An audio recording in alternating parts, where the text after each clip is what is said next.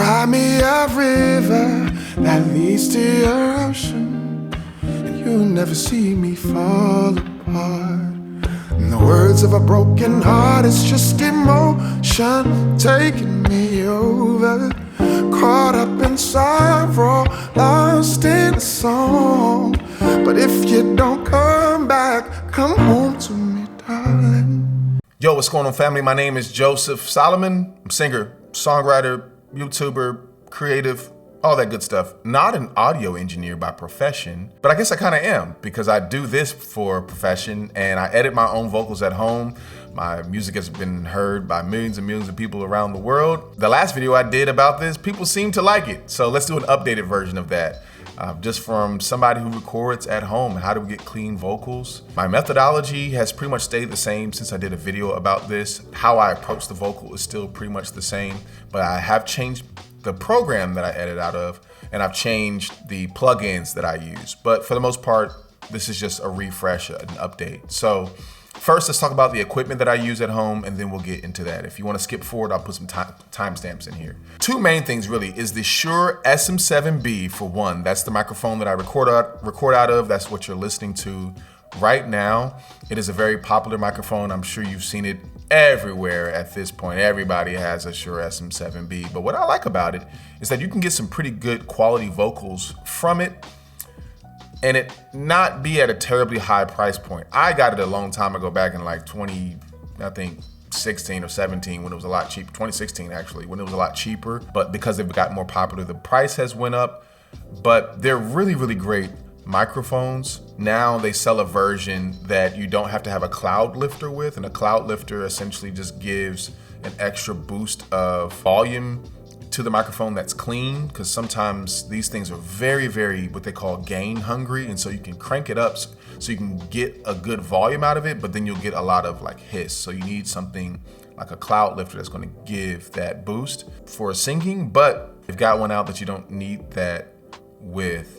But either way, these are great microphones, and I wouldn't even buy them brand new. If I were you, if I was buying this again, I'd just go on Facebook Market, because the industry is saturated with these microphones. There are a ton of people out there who are like, yo, I thought I wanted to start a podcast. I did 2 episodes, realized I have no care to do a podcast. So I'm selling it, and you can get one at a pretty good price that's used. And as long as there's no serious cosmetic issues with it, I wouldn't stress too much about buying SM7B used, because man, these things are tanks. Like I said, I've had this one. I broke the back off this one right here. I've had this thing since like 2016, took it on tour. It's beat up and stuff, but it sounds great. Maybe even a little character's been added to it now. It still sounds great, still ticking. Haven't needed to take it in for repair or nothing like that. So the last thing I'll say about this microphone, the reason why I like it for vocals, where some people may not like it as much, especially if you're trying to record like rap or pop vocals, you tend to want a microphone for pop vocals that are a little brighter, shine a little more at the high end of the microphone. Like I have a TLM 103. That's a fairly expensive microphone, but it's a really great microphone for pop. I actually heard about that microphone listening to how Billie Eilish records her vocals at home. And I don't know if she still does it, but for the longest, in her early parts of her professional career, she was recording on the TLM 103. So that's a great pop microphone, I think. But for me, I feel like my vocal shines in more of the mid-range, and so the SM7B works for me. I don't like the super bright vocals of a lot of these like condenser microphones. This is a dynamic microphone, I believe. And so some people complain that it's not bright enough, but you can tweak that in post too. You can add brightness. So I just like it because it's, compared to how expensive microphones can be, the SM7B is a fantastic purchase. Next is this is a pretty expensive thing, relatively speaking, but if you are serious about being somebody who wants to record vocals at home, man, I don't see many better options competing with the Universal Audio Apollo Twin. This thing has carried me through. It's expensive. I think I spent maybe $1,000, maybe $1,200 on this thing. But I've had it for a long time, much like the SM7B. If you haven't noticed, I like to buy things that are quality, that are going to last me for a while. Now, I'm not saying break the bank. If you're already kind of within range of getting something that's a little more expensive, but it's going to last longer, in my opinion, I would go that route, because I don't see myself buying another Universal Audio Apollo for a while. They haven't even really updated these things. I mean, the upgrades they've done are essentially very, very small. Like, they just made it so good. It's such a good, just quality made interface that I don't know what else they can really do. The real shine is in the plugins that they have with it. The preamps, it's just, man, the quality that you get from this, and this just seems like to be the industry standard as far as many professional studios, but especially for people who want to record at home. This thing is amazing. I love it for tracking vocals and for tracking guitar, and even for podcasts. It's not the best for podcast if you're trying to record like 3 or 4 people. Then you have to get the Apollo. I think that they have like a 4. I don't know. It gets really expensive then. But for just vocals at home, great buy. Great purchase. So, all right. Now let's get into what you really came here for, and that is how I edit my vocals. What program am I actually using? Let's get right to it. So I don't use Logic Pro anymore. I am now faithfully an Ableton user. So, and the reason why I love Ableton over Logic is because I just never have an issue with it crashing. I used to always have that issue with Logic. It just would crash, or it freeze up. And Ableton Live is made for, it's called, actually the program is not called Ableton. That's the company name. The program itself is actually called Live. And Live is made just for that, for live programs. Anytime you go to a massive concert, really almost any concert, even big churches now, chances are you're listening to someone run an Ableton program. And so it's initially made specifically for live production, but they've really made it now to where you can track vocals at home. And more I'm starting to see a lot of people here out in LA. I'm seeing a lot of producers switch to Ableton, and even a lot of vocalists switch to Ableton. And you know, I think Logic at first, one, it's cheaper than Ableton, so there's that. 2, I think what's also attractive about Logic is that it just looks more friendly. It has like little icons and stuff. It just looks more cute, Logic does. And it looks much like GarageBand. It's just like a souped up version of GarageBand. So it's much more welcoming. You look at Ableton Live and it looks like almost like an airplane cockpit. It's like, what is this stuff? It's just very straight to the point. No frills. Just like, yo, you need this? This is what you got. But as daunting as that may look, it's actually not more difficult to me than Logic. It's different. It's just like any program that you would use. It's not more difficult to understand than another audio editing program, another DAW. It's just different, and it really comes down to preferences, and I just prefer this. I work on my live sets through this, and so it just made sense to stop editing in 2 different programs and just do everything in Logic. Plus, the producer that I work with, he uses Ableton as well, so it just kind of makes things a lot easier. So let's get to it. I've recorded my vocals for this cover that you may have heard. I just put it out. By the time you're listening to this, it will be out. It's called Emotion by the Bee Gees, or by Destiny's Child. It's just emotion taking me over, caught up in sorrow, lost in a soul. That's not how I sing it, but so I do a cover of that. I'm gonna let y'all listen to the vocals, very dry. This is Instead of me tonight, and where are you now?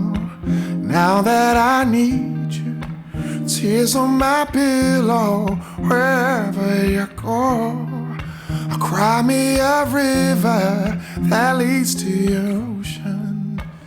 Okay, dry vocals right there, and that's just how it sounds right out the gate. It sounds great. I won't say it's totally out of the gate. There is a little compression. I record into my Apollo with a little compression on there, not a whole lot. But we'll talk about compression because I add that on later anyway. We'll talk about that in a second. The first thing that I have in my chain is Antares UAD. Where we at? Come on over here. Come on over here, boy. What are we doing? Okay, what am I doing? Sorry. Auto-tune. Yes, the first thing I put on my vocal is auto-tune. And some of you may be like, what? You use auto-tune? Yes, it's okay. It's normal. A lot of people use it. My thing is I want to sound good enough that auto-tune is not doing a lot of work.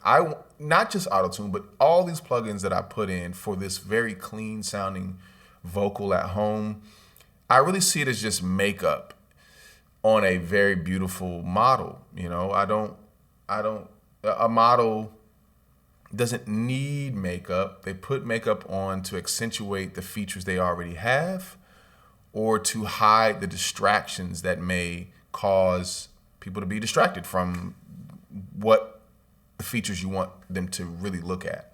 So blemishes and stuff like that. And that's really how I want to use auto-tune. I don't want to use auto-tune in a way that tries to make me sound good. You need to sound good if you really want to be a vocalist. You got to get better and better at singing, because if you try to put too much tune on it, then it becomes very obvious in the vocal. And I don't want the tune to be obvious. And the only way that can happen is that I have to more or less hit the note myself, and then tune kind of takes care of the rest. And when you listen to this now, most people may not even be able to hear where I'm actually flat. Because if I am super flat and auto-tune has to pull that in, it's not going to sound good. It's going to sound very robotic. It's going to sound very obvious. That's not what I'm going for. I'm going for a very natural sound. And really, I see auto-tune as sort of like just kind of keeping, like, you're pretty much down the middle, but if you veer off just a little bit, auto-tune is just kind of bumping you back in your lane. I don't want it to like be harping on my vocal. So that's why retune speed on this is more or less kind of slow. I put it on like 34, 35, something like that. It's not too crazy. This is with it on very high. So. Instead of me tonight. Oh, hold on. That's not even on. Is it on now? The whole thing. Okay, there we go. Instead of me tonight. A lot of tune. And where are you now? Now that I need you. Very robotic, right? That's super obvious. I don't want that. I actually turn my flex tune up and the humanize.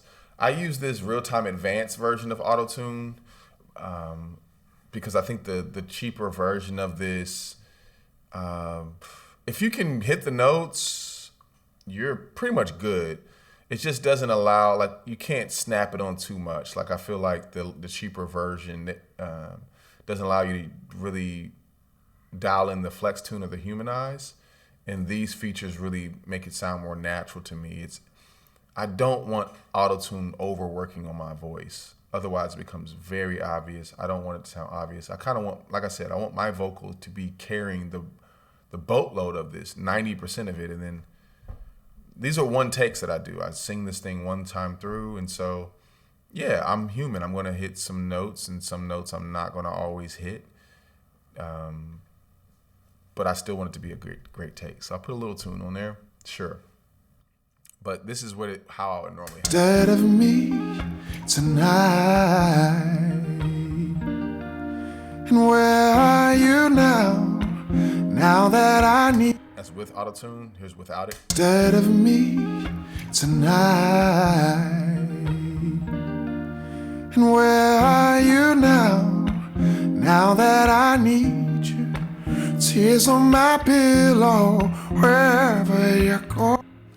Doesn't really need auto-tune, but there's probably points in this song where it's like, oh, okay, I can use a little tune. So again, that section sounded great to me. Cool. Little tune on there. Great. Next part, we're going to throw a little EQ. So next, I love this plugin. It's an equalizer. And I've used this in Logic, like the sort of standard default stock equalizer. You can do this with Ableton as well. Ableton has its own. You can just go over here to audio effects and type in equalizer and do EQ8 and bam, here. I don't know what that was, but here you can have your EQ and you can essentially do the same things. I just like the colors of the FabFilter Pro Q3, and there's other features in it that makes it more cool to me as well. So let's talk about that. Right now, there's no EQ on there, but typically I want to take out, again, we're just trying to remove stuff that doesn't need to be there. Most of your vocals are not going to need to be, you're not going to hear these lower, so I'm going to put a low cut on here. And you can do that if you had that on here down at EQ. On just a basic, you would just kind of choose like a cut like this, and I would just drag this over like that at the bottom of the screen. But I'm using this, so just take the same methodology and you can use it on any EQ. Cut off the low. I don't like my vocals sounding too bright, so I actually I kind of round off the top sometimes at the higher end. The higher parts of my voice, I kind of like a more warm sound. This is purely preference. So sometimes lately I've been kind of, not too much though. Everything is about subtlety. Because if you do it too much, it becomes very obvious. But I just kind of round off the top here. Let's actually turn this on because I actually have this plugin turned off right now. And so you can kind of hear. Well, the cool thing about this, it allows you to solo the part that you're cutting off too. So let's play this real quick. Instead of me. So these are all the very low. I don't need that. Don't need that either.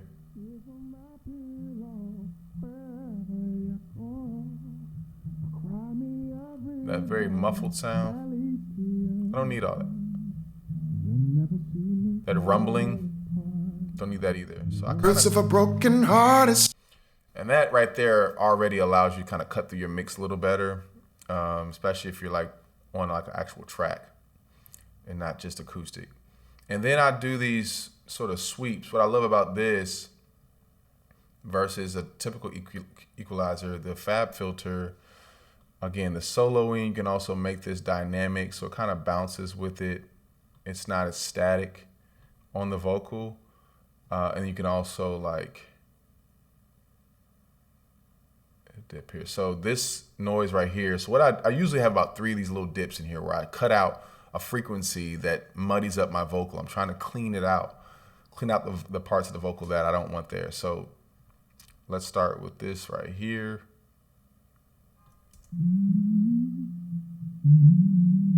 And I really just try to find 3 points in the vocal where it's the most annoying frequency. And it's really best to do this with headphones and on your monitors. But I listen to that, I'm like, you hear that? Oh, that sounds terrible. I do not want that in my vocal. So Where are you now? So it cuts that out, but you don't want to do it too much. This dip comes down very, very subtly. If I brought it down here, it would just sound really obvious. Instead of me tonight. See how empty my vocal sounds now? Instead of me tonight. So I don't want it to sound like that. So let's undo that. I don't want it to sound empty, but I just want to slowly massage out some of that annoying frequency. And let's do it for this one over here. This is this little dip here. I guess I could have just, if I showed you from the top, basically I can kind of delete this so you can kind of see how I would do it. So I've already added that one, and really just click on the line there and then pull down. And then if you don't want that to be too wide because then it affects too many frequencies. So I kind of pull it in, but you don't want too sharp too because then it just doesn't, it's not as gradual. It's not as subtle. So boom, and I'll make it dynamic. Again, you can do this. You just can't do the sweeping thing. You can't do the soloing on the typical stock EQ, but that's why I like FabFilter, is that you're able to do this. So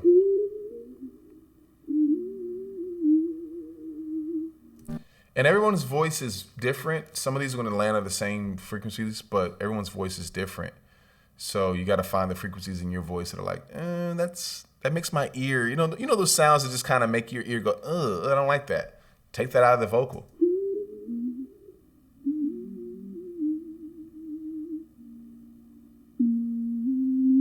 Sounds like I'm singing into a cup. Take that out. Tears on my pillow. Even that sounds decent. Add another one in there. We'll drop this down. Boom. Make it dynamic. We'll add one. Maybe not necessary, but let's try to. Oh yeah, that irritates my ears as well. I guess I should have been telling y'all to listen to this on headphones.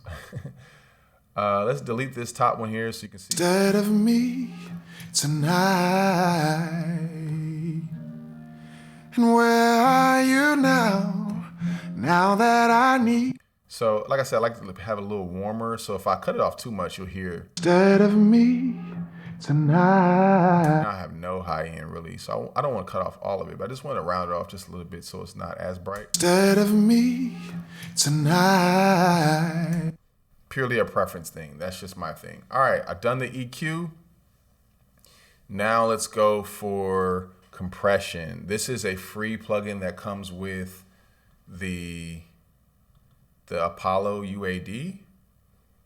And so I would just in Ableton, you go to your plugins and Universal Audio, you just, type in this Legacy 2A there, boom. And so I will put that on after my EQing.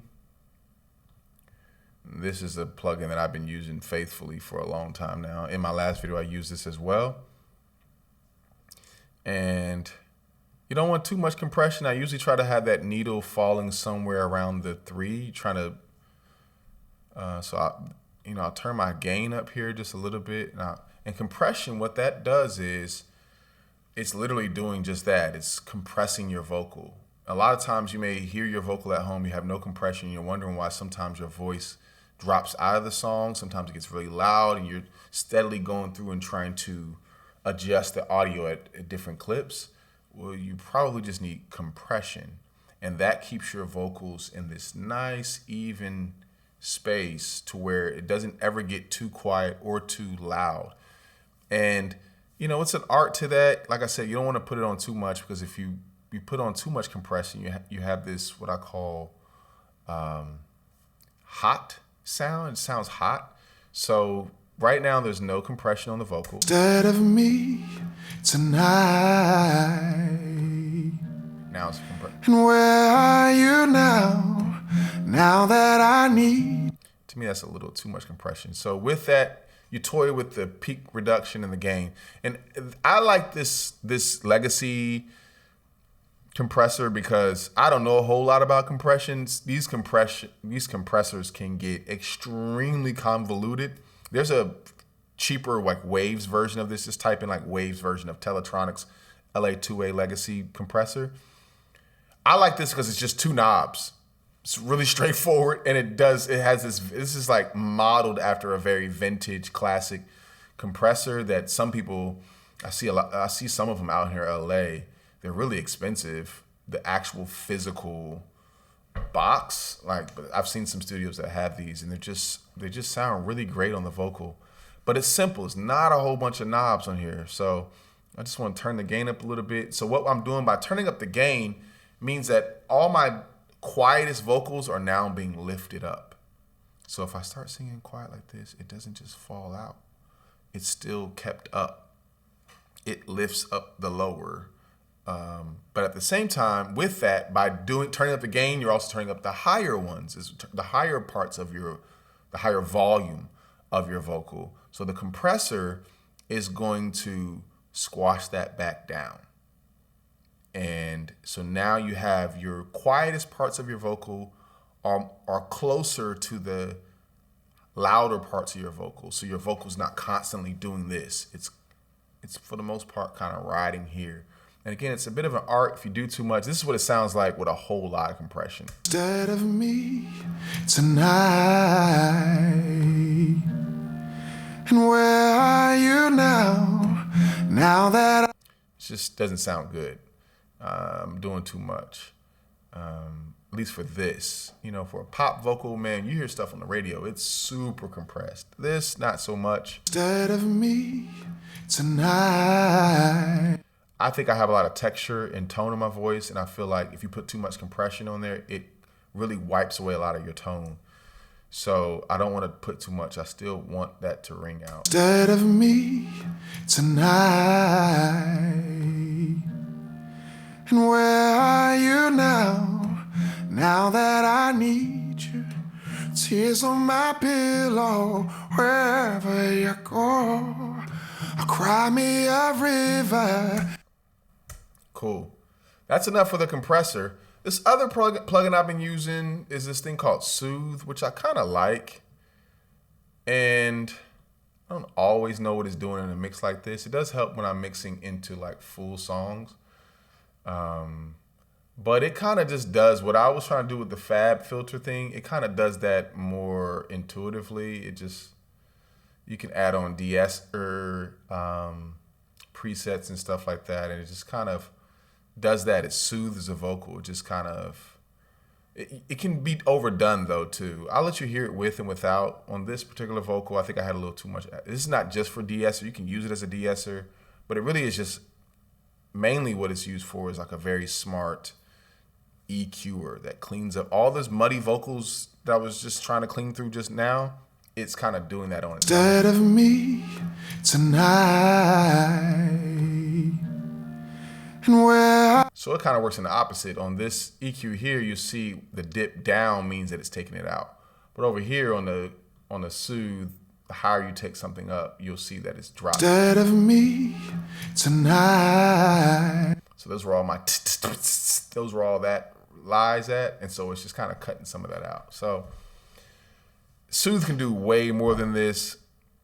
Let somebody else sing its praises more than me because I'm an amateur when it comes to that. But that's my vocal. Let's talk about this guitar real quick and then I'll let y'all go. What is this? Oh, that's crazy. I haven't seen it like that before. Okay, so on my guitar, let's put my guitar in. I've soloed this now. But on my guitar, oh, we're still talking about vocals. Hold on, I'm so sorry. We haven't done any reverb. So I use the Valhalla Vintage Verb. Now I've upgraded. I noticed I've upgraded my tools. Y'all saw in Logic Pro last time I was using very stock, all the stock stuff. So now I've kind of, I've moved on up. And this is also somewhat of an industry standard I've seen. I really like this. Simple to use. One thing about reverb I've learned is that depending on the tempo of the song, you can actually go and look up like a Google reverb calculator, and it'll tell you exactly what you need to be plugging in so your stuff doesn't sound. Sometimes people put reverb on it and it don't sound good. It sounds, there's too much on it. It's not subtle.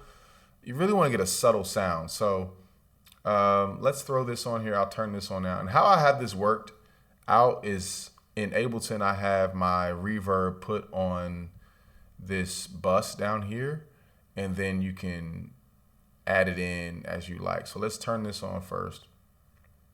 Instead of me tonight. So right now there's no reverb on my vocal. I just have this turned on. I just have this, and how it works is you can send, I guess it's called sends or buses. I think Ableton calls it sends. But I'm essentially sending my vocal through this reverb. And I can, instead of having to put reverb on every single, especially if I was like running a bunch of background vocals and I wanted to put reverb on all those vocals, I don't have to put the verb plugin on every single track. No. I put it on one bus on the send down here, and then I send those tracks to the reverb. So I can run my guitar through the same reverb as my vocal as well without having to add a whole bunch of iterations of it. So on my vocal group up here, I'll just add in, well, let me just do 100%. So this is all the way up and you'll see how it sounds with reverb. Instead of me tonight. And where are you now? Way too much. So I'll cut it all the way back and then slowly drag it in to where I kind of like how it sounds natural. Instead of me tonight. And where are you now? Now that I need you. Tears on my pillow, wherever. I like that. I don't want too much reverb. More reverb makes you sound really distant from the listener. And these acoustic covers, I want them to sound like I'm just singing right to you. I don't want it too dry, but a little reverb, so a nice subtle. Again, we're going for clean vocals. So this sounds great to me. And then that's it for my vocals. Instead of me tonight. And where are you now? Now that I need you. Tears on my pillow, wherever you go. I'll cry me a river. And I have on like a 2.5 or so delay. I can turn that up if I want. Instead of me tonight. And it's a plate, got a vocal plate. So, and most reverb plugins will have like a vocal plate thing on there. Okay, let's wrap this up, Joe. Let's talk about my guitar plugin real quick. I've been using this Corey Wong plugin for a while now. I really like it. And it just gives a really cool, I like it. It's so simple. I think I paid like $150 for it. But I plug my guitar straight into the Apollo Twin. And this is what it sounds like without the Corey Wong plugin. Instead of me tonight. And where are you now?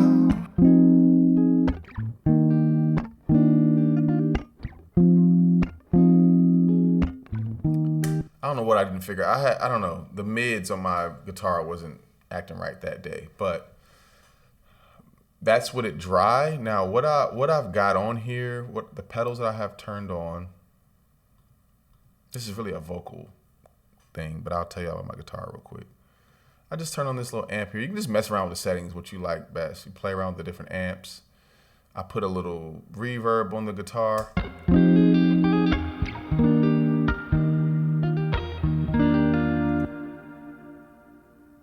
And that sounds better already. It's dry. Well, not quite dry because I've got the amp on it too. So here's where it's dry. And then there's an amp plug-in here that's on it as well.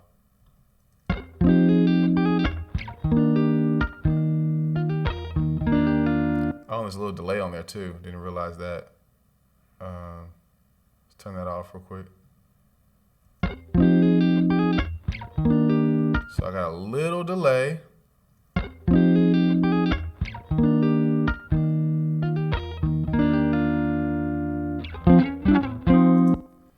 Okay, and then a little reverb.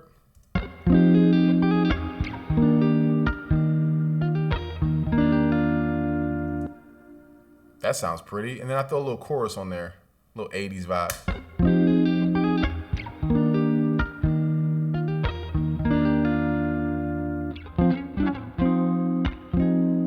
I need you.